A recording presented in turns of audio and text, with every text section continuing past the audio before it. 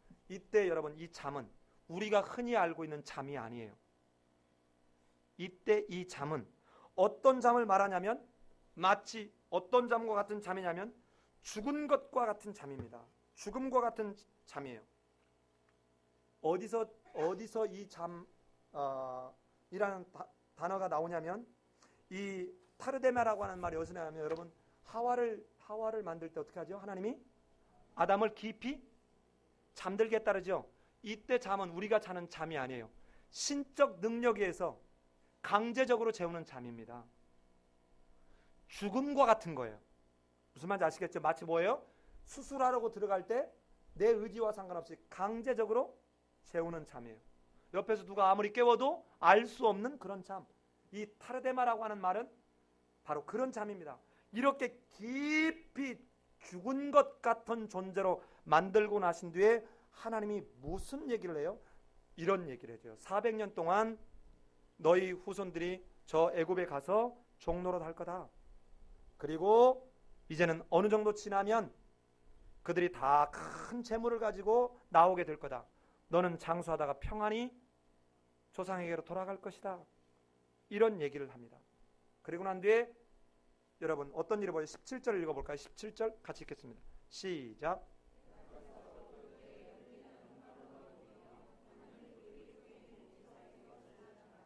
이제 저를 보십시오. 오늘 설교 마무리 부분입니다. 17절을 읽고 지금 이상하다는 생각 안 들어요? 자, 안 질문해야 될 때는 안 해야 되는데 그죠? 자 보세요. 저를 보세요. 지금 암소와 암염소와 양을 잡아서 이렇게 마주대 쪼개놨죠. 원래 언약이라는 단어가 베리트예요. 베리트. 잘 들으세요? 베리트라는 말은 쪼개다, 자르다 이 말이에요. 근데 이 의미가 쪼개다는 말과 함께 이 어원이 어떤 의미를 담고 있냐면 바라라고 하는 의미를 담고 있어요. 바라 어디서 나왔죠? 베레시트 바라 엘로임 하 샤마임 에트 하 아레트. 창세기 1장 1절에서 나왔죠.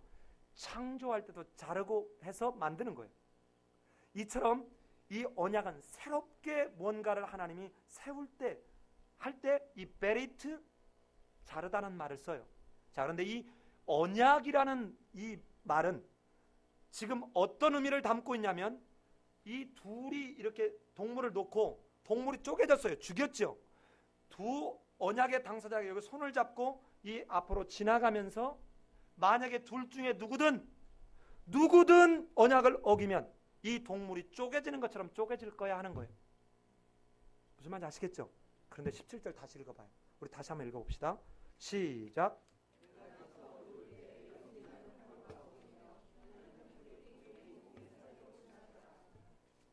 자 보십시다. 지금 아브라함이 꿈속에서 하나님과 함께 손잡고 걸었어요? 안 걸었어요? 안 걸었어요. 안 걸었어요. 여러분 제가 설교 이게 마무리라 그랬죠? 저를 보세요. 저를 보세요. 하나님이 자기 저주적 하나님 편에서 자신을 스스로 자기 저주적 맹세를 아브라함을 위해서 하고 있는 거예요.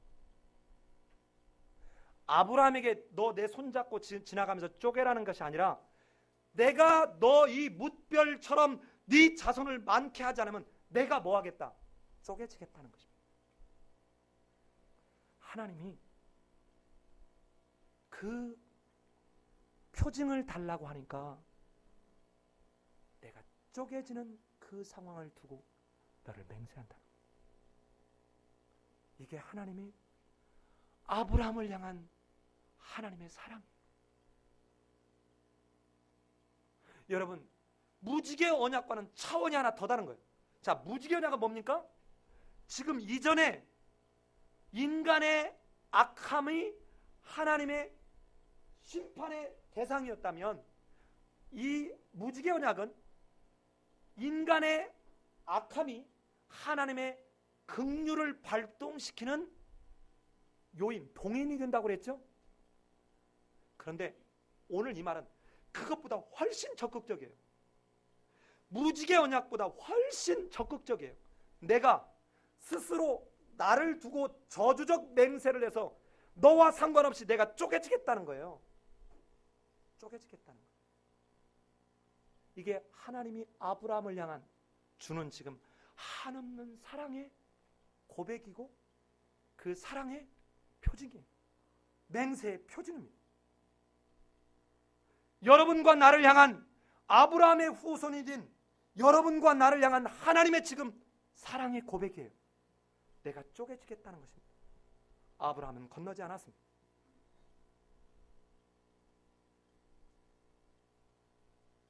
그 속에 그 하나님의 사랑 때문에 예수가 쪼개지는 것입니다.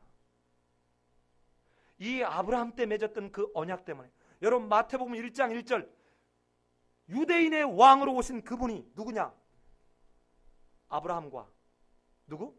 다윗의 자손 예수 그리스도의 제너레이션, 세 대라. 월드가 아니에요. 제너레이션이에요. 이제 마침내 예수 그리스도의 시대가 시작된다는 것입니다. 지상에. 여러분 이때 아브라함과 다윗의, 이 아브라함을 하나님이 사랑했던 그 사랑으로 하나님은 여러분과 나를 이 땅을 사랑하셔서 이제는 하나님이신 예수님을 이 땅에 보내셔서 그 예수님이 오늘 이 15장에 있는 것처럼 쪼개지는, 스스로 먼저 쪼개지는 이 사랑, 은혜를 인하여 내가 아브라함이 그렇군요, 하나님이 그렇게 하나님의 사랑으로 은혜로 말미암았군요라고 고백하는 그 사람들에게 의를 옷 입혀주시는 것입니다. 이게 오늘 15장에서 하나님의 아브라함을 향한 한없는 사랑의 맹세요 표징입니다. 사랑하는 여러분, 여러분과 내가 구원받은 것은 그냥 어쩌다 조금 훌륭한 성인이나 지혜로운 어떤 사람이 나타나서 우리가 도대체 이해할 수 없는 어떤 그럴듯한, 듣기 좋은 교양적인 어떤 말을 만들어서 지금 구원받은 것이 아닙니다.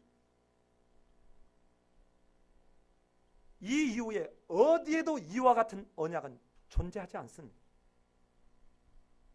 여러분 이 뒤에 가면 항상 그 언약을 할 때 당사자가 함께 지나가는 언약이에요.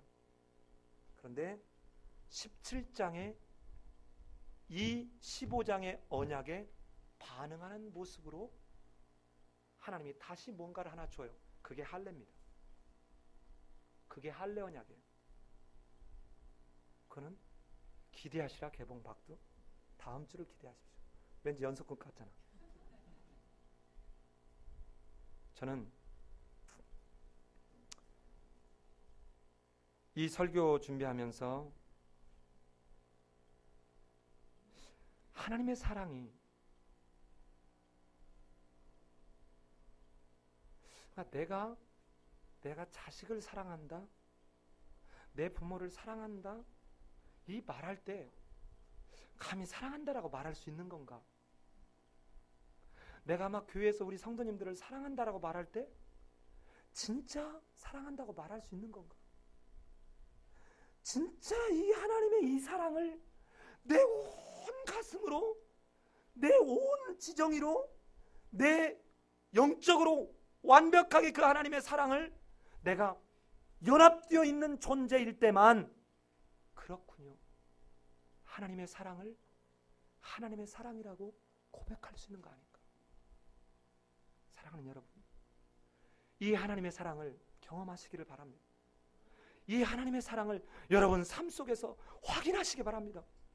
만약에 이 사랑이 아직도 확인되고 있지 않다면 차라리 이 아브라함처럼 내가 무엇으로 하나님의 사랑을 알리까라고 여쭈세요. 나의 믿음 없음을 도와주옵소서. 나의 하나님의 사랑을 깨닫지 못하는 나의 이 지혜 없고 미련함을 하나님 도와주옵소서라고 하나님 앞에 구하는 가운데 이 하나님의 사랑을 경험하고 누리는